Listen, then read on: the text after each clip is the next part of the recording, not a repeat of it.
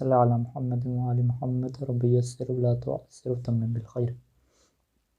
ہماری جو ہے وہ مطہرات میں گفتگو جاری ہے، اور ابھی ہم جو ہے وہ زمین کے اوپر پہنچے ہیں کہ زمین جو ہے وہ چیزوں کو کیسے پاک کرتی ہے۔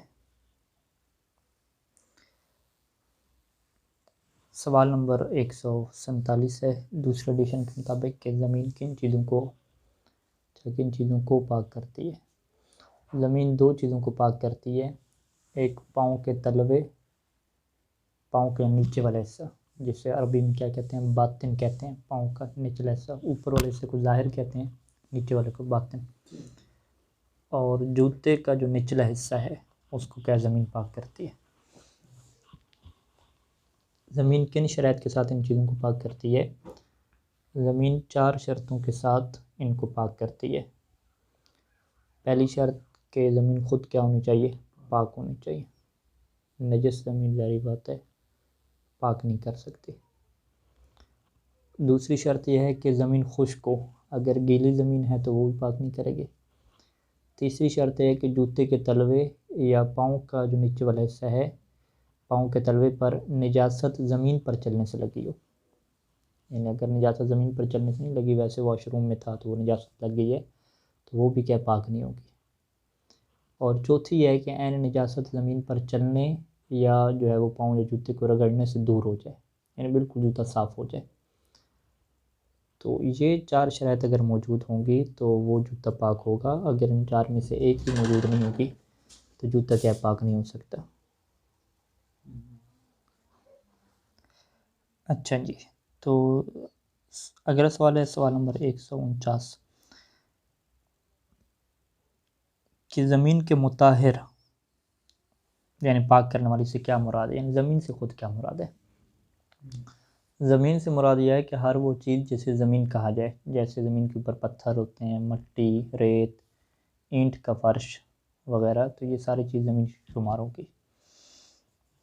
ضروری نہیں ہے کہ زمین سے مراد وہ ریت ہی ہو، وہ مٹی ہو، جو گلیاں پکی ہو چکی ہیں اس کے اوپر جو اینٹ وغیرہ لگی ہوئی ہے وہ شمار ہوگی۔ لیکن اگر وہ لکڑی وغیرہ اوپر لگائی ہوئی ہے یا کارپیٹ وغیرہ بچھائے ہوئے ہیں یا وہ جو روڈ جو بناتے ہیں اس کے اوپر لک لگا دیتے ہیں، وہ پھر شامل نہیں ہوگی اس میں۔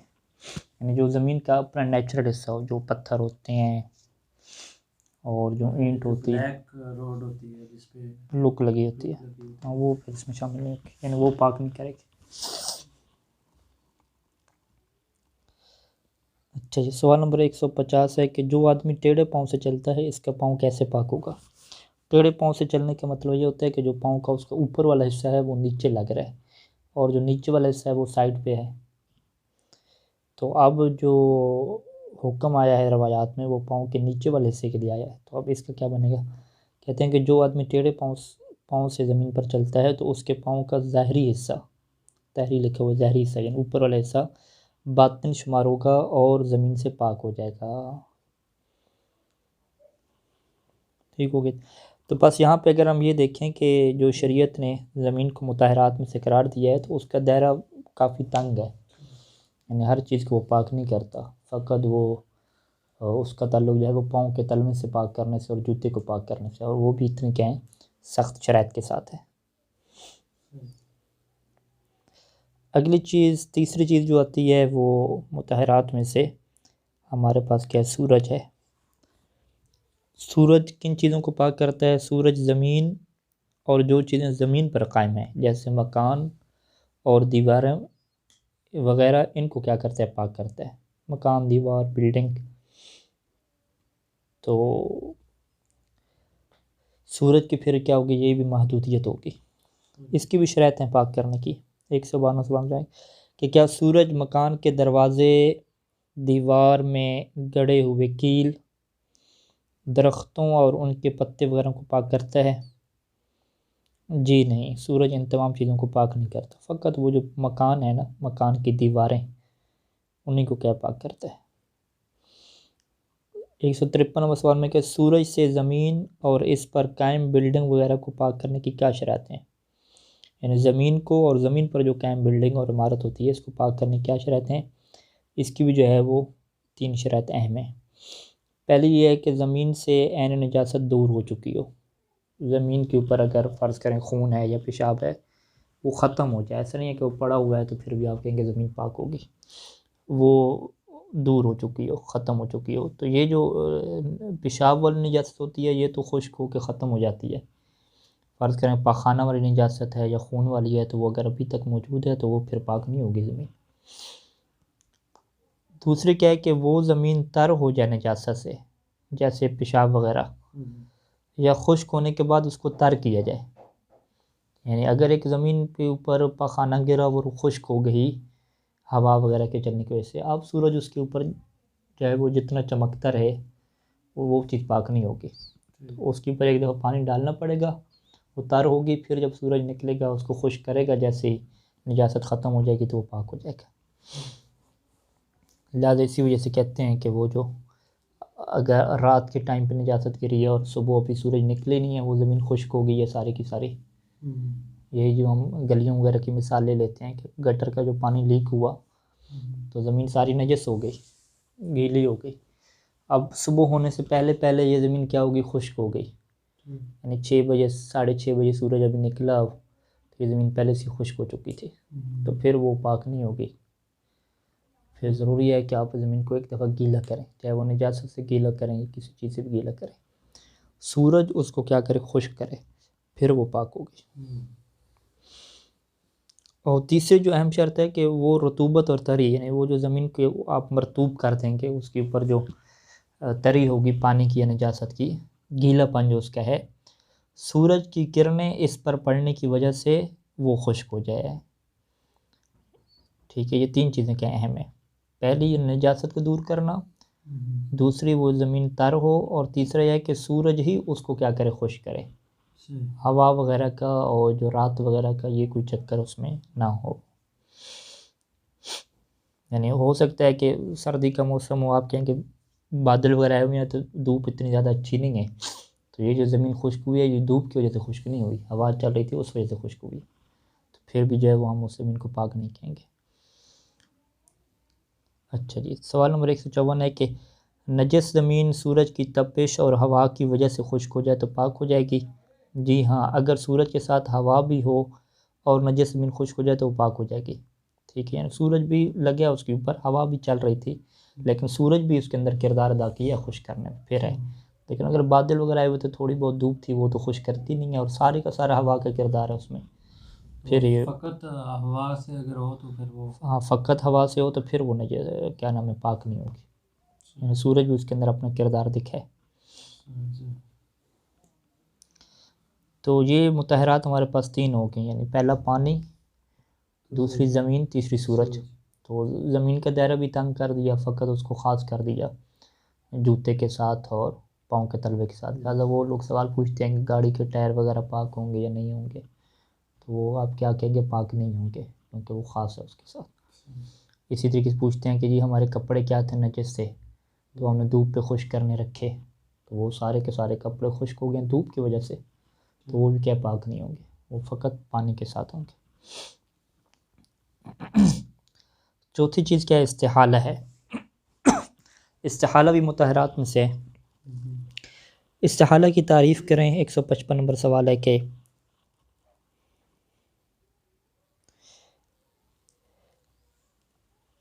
ایک چیز کا کسی دوسری چیز میں تبدیل ہو جانا جو پہلے سے مختلف ہو، اسے استحالہ کہتے ہیں. مثلا نجس چیز کی جنس یوں بدل جائے کہ وہ دوسری چیز کی شکل اختیار کرے تو وہ پاک ہو جاتی ہے. جیسے نجس لکڑی جل کر راکھ ہو جائے، یا کتا جو ہے وہ نمک کی کان میں پڑا رہے اتنا عرصہ پھر وہ نمک ہی بن جائے. تو اسے کہتے ہیں کہ پوری جو چیز کی یعنی فقط چیز کی شکل صورت تبدیل نہ ہو بلکہ اس کی جو جنس ہے وہ بھی تبدیل ہو جائے. پہلے وہ کچھ اور تھی، ابھی اسے کچھ اور کہا جانے لگے. یعنی یہ بعض کا میڈیکل وغیرہ کے سوال کرتے ہیں کہ وہ اس میں جو ہے وہ حرام چیزوں کا اجزاء ملاتے ہیں اور وہ اس کو ایک پروسیس سے گزارتے ہیں تو وہ کچھ اور بن جاتا ہے. تو وہ کچھ اور نہیں بنتا، اس کی شکل فقط چینج ہوتی ہے. ٹھیک ہے، جس طرح ہم کھانا وغیرہ بناتے ہیں، پہلے وہ آٹا تھا ابھی روٹی بن گئی. ٹھیک ہے، تو یہ جو شکل خالی چینج ہوتی ہے، کوئی نئی چیز نہیں بنتی. اس سے آپ کیا کہتے ہیں؟ یہ آٹا بھی پکا ہوا آٹا ہے، مکس ہوا ہوا آٹا ہے، تو اسے استحالہ نہیں کہتے. استحالہ میں یہ ہے کہ پہلے وہ کتا تھا ابھی وہ نمک ہے، جنسی بدل بدل گئی پوری کی پوری، پہلے وہ لکڑی تھی ابھی وہ راکھ ہے بالکل، یعنی وہ اڑ جاتی ہے، تو یہ بالکل جو کنورٹ ہو جاتی ہے نا، جنس کنورٹ ہونے، اس سے وہ چیز پاک ہو جاتی ہے۔ تو ایسی کیا چیز ہے جو اس طرح کنورٹ ہوتی ہے؟ یہی جو ابھی مثالیں دی ہیں، لکڑی کو آگ لگائی، نجس لکڑی تھی، تو وہ آگ سے لگی تو وہ کوئلہ نہیں، کوئلے کے بعد بھی جب وہ راکھ بالکل ہو جاتی، تو کوئلہ، اگر کوئلہ فقط بنے تو ہاں وہ تو نہیں ہوگی نا، وہ تو جلی ہوئی لکڑی آپ اسے کہتے ہیں، وہ تو پاک نہیں ہوگی، یعنی آگ تو مطہرات میں سے ہے ہی نہیں نا ہمارے پاس، آپ کہیں کہ آگ کی وجہ سے وہ نجاست ختم ہو گئی، نہیں، دھونا پڑے گا اس کے پھر بھی۔ اس کی یہی اکثر مثالیں دی جاتی ہیں کہ چیزوں کی جو جنس تبدیل ہو جاتی ہے۔ اگر نجس چیز میں تبدیلی ہو لیکن اس کی جنس تبدیل نہ ہو تو اس کا کیا حکم ہے؟ اس صورت میں وہ پاک نہیں ہوگی، جیسے گندم کو پیس کر آٹا بنا لیں یا نجس آٹے کی روٹی بن جائے تو وہ پاک نہیں ہوگی۔ ٹھیک ہے، یہ ہو گیا استحالہ۔ انقلاب بھی ہے، ٹھیک ہے، مطہرات میں سے، لیکن انقلاب کا دائرہ بھی کیا تنگ ہے۔ انقلاب کس چیز کو پاک کرتا ہے؟ انقلاب کا مطلب بھی چینج ہو جانا ہے، چینجنگ، تبدیلی، یعنی اگر شراب خود بخود سرکہ بن جائے یا شراب میں نمک وغیرہ ملانے سے سرکہ میں تبدیل ہو جائے تو وہ پاک ہو جائے گی، یعنی یہ فقط شراب کے ساتھ چیز خاص ہے کہ شراب جو ہے وہ اگر سرکہ میں کنورٹ ہو جائے تو شراب کیا ہو جاتی ہے؟ پاک ہو جاتی ہے۔ پاک ہو جانے کا یہ مطلب نہیں ہے کہ وہ حلال بھی ہو جائے، حلال ہونا ڈیپینڈ کرتا ہے کہ اس کے اندر نشہ بھی ختم ہو جائے، اگر نشہ اب بھی باقی ہے تو وہ پھر کیا ہے جناب، یعنی سرکہ ایک ایسا سرکہ بنا ہے کہ جو سرکہ نشے والا ہے فرض کریں، تو وہ پھر بھی حرام رہے گا۔ اچھا، یہ پیچھے میڈیا پہ کوئی بات کر رہے تھے اہل سنت مولوی، کیا کہہ رہا تھا کہ شراب میں مچھلی ڈالیں وہ سرکہ بن جائے گی تو وہ پاک ہو جائے گی، حلال ہو جائے گی، وہ کہہ رہا تھا، اس کا وہ مذاق اڑا رہے تھے۔ تو یعنی سرکہ بننے کے بعد آپ یہ کہیں کہ وہ نشاور بھی نہ رہے تو پھر وہ حلال ہوگی، ویسے پاک تو ہو جائے گی۔ اگر نجس چیز مثلا نجس انگور یا نجس کھجور سے شراب بنائی جائے تو سرکہ بننے سے پاک ہو جائے گی؟ کہتے ہیں جی نہیں، اس صورت میں وہ شراب پاک نہیں ہوگی، یعنی یہ انقلاب فقط خاص ہے کہ شراب جو ہے وہ کنورٹ ہو سرکہ کی طرف، پہلے انگور نجس تھا وہ کنورٹ ہوا شراب میں، پھر وہ شراب کنورٹ ہوئی کس میں؟ سرکہ میں، تو وہ چیز پھر پاک نہیں ہوگی۔ تو لہٰذا یہ جو انقلاب لفظ ہے، انقلاب استحالہ کی طرح عمومی نہیں ہے، انقلاب فقط جو ہے وہ شراب کا سرکے میں تبدیل ہونے کے ساتھ، اس کے ساتھ خاص ہے، استحالہ ہر چیز کے ساتھ خاص ہے کہ کسی بھی چیز کی اگر آپ جنس تبدیل کر دیتے ہیں کیمیکل کے ذریعے سے، کسی بھی چیز کے ذریعے سے، وہ کہ نئی چیز بن جاتی ہے جو کہ پاک ہے، وہ پاک ہو جاتی ہے۔ اچھا، چھٹی چیز کیا ہے؟ انتقال ہے، انتقال، ٹرانسفر ہونا۔ کہتے ہیں کہ 159 نمبر سوال میں انتقال کس چیز کو پاک کرتی ہے کہ اگر انسان یا حیوان کا خون کسی ایسے حیوان میں منتقل ہو جائے جس میں خون نہیں ہوتا اور وہ خون اس حیوان کے بدن کا حصہ بن جائے تو وہ پاک ہو جائے گا۔ جیسے اگر مچھر انسان کا خون چوس لے اور وہ مچھر کے بدن کا حصہ بن جائے، اب مچھر سے نکلنے والا خون پاک ہوگا۔ ٹھیک ہے، یہ بھی خاص ہے، مچھر کے ذات ہی خاص ہے، اور چیزوں میں اس کو نہیں لے کر جاتے، کھٹمل میں شاید لے کر جاتے ہوں۔ تو یہ موارد اکثر کیوں پیش آتے ہیں کہ مچھر وغیرہ کاٹتے ہیں، ابھی مچھر بیٹھا ہوا تھا اس نے خون پیا تو اس کو آپ جب مار دیتے ہیں تو خون نکلتا ہے اس کا، تو وہ جو خون نکلا ہے اس کا وہ ہے تو انسان کے خون، لیکن آپ کیا کہتے ہیں پاک گیا کیونکہ وہ ٹرانسفر ہو گیا تھا مچھر کے اندر، اب وہ مچھر کے بدن کا حصہ کیا بن گیا۔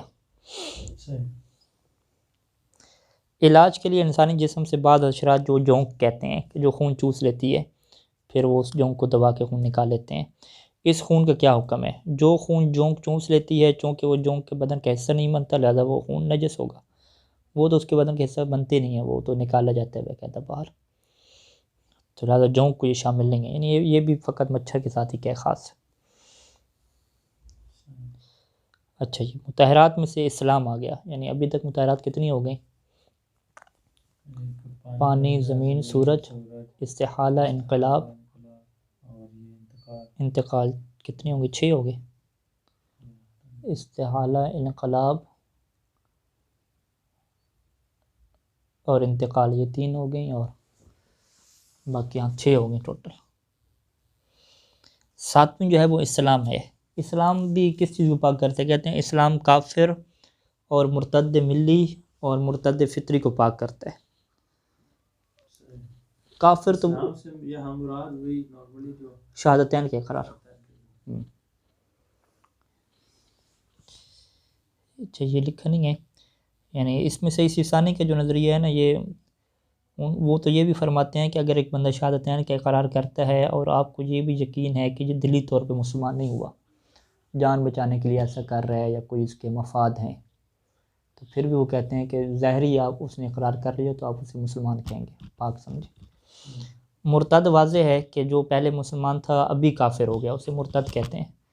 ملی ہے یعنی کہ وہ یا فطری ہے۔ فطری کسے کہتے ہیں؟ جو شروع سے مسلمان چلتا آ رہا ہو، شروع سے پھر کافر ہو جائے۔